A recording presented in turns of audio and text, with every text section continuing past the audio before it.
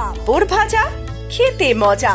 আর এই মজার মজার পাঁপড় খেতে হলে আপনাকে আসতেই হবে পাঁপড় মেলাতে।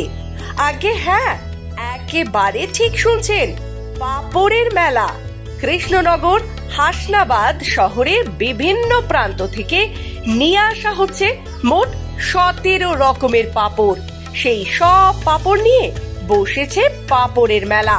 আর এই অভিনব উদ্যোগ দুর্গাপুরে ইস্পাতনগরের দুর্গাপুর আলো ওয়েলফেয়ার সোসাইটি।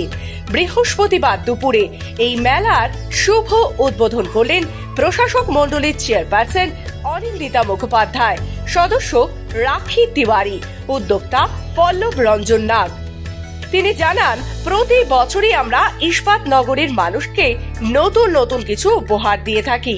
যেমন মাছে ভাতে বাঙালি তো প্রতি বছরই করি, আর এবার ভোজন রসিক সেই সমস্ত মানুষদের জন্যই নিয়ে আসা হয়েছে বিভিন্ন স্বাদের পাঁপড়।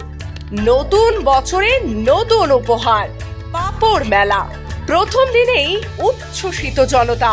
কৃষ্ণনগর হাসনাবাদ সহ রাজ্যের বিভিন্ন প্রান্ত থেকে নিয়ে আসা হয়েছে লঙ্কার ঝাল ঝাল পাঁপড়, কোথাও আবার ধনে পাতার পাঁপড়, রয়েছে পালং শাকের সবুজ সবুজ পাঁপড়, চিংড়ির মাছের পাঁপড়ও বাদ যায়নি। সব মিলিয়ে 17 রকমের পাঁপড় থাকছে এই মেলা জুড়ে। উদ্বোধনের দিন সম্পূর্ণ বিনামূল্যে খাওয়ানো হচ্ছে এই মুচমুচে সমস্ত পাঁপড়। অন্যান্য দিনগুলোতেও মাত্র 10 টাকা দিন, আর তাতেই 17 রকমের ভিন্ন স্বাদের পাঁপড়। সাথে মাছে ভাতে বাঙালির মাধ্যমে রয়েছে পাত পেরে মাছ ভাত খাওয়ানোর আয়োজন, আর মনোরঞ্জনের জন্য বহুরূপী নৃত্যের আয়োজন। শীত শেষের জমজমাট আয়োজনে একেবারে উচ্ছ্বসিত ভোজন রসিক দুর্গাপুরবাসী।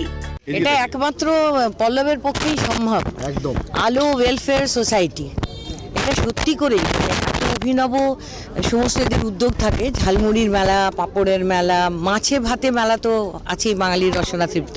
পাঁপড়টা সকলে, সর্বধর্ম সর্বজাতি সকলের পছন্দের জিনিস হচ্ছে পাঁপড়। পাঁপড় খায় না এরকম মানুষ নেই, যারা নিরামিষ খায় তারাও খাবেন। তো এটা, আর সব থেকে যেটা ভালো লাগছে সেটা হচ্ছে এটা সাধারণ মানুষের হাতের নাগালে। খুব কস্টলি কোনো মেলা যদি হয় বা সেরকম জিনিসপত্রের দাম হয়, তা সবাই কিনতে পারবে না। এটা একদম খেটে খাওয়া মানুষ, মাটির কাছের মানুষ, তারাও কিন্তু এটাকে খেতে পারবে, মানে এই মেলাটাকে উপভোগ করতে পারবে।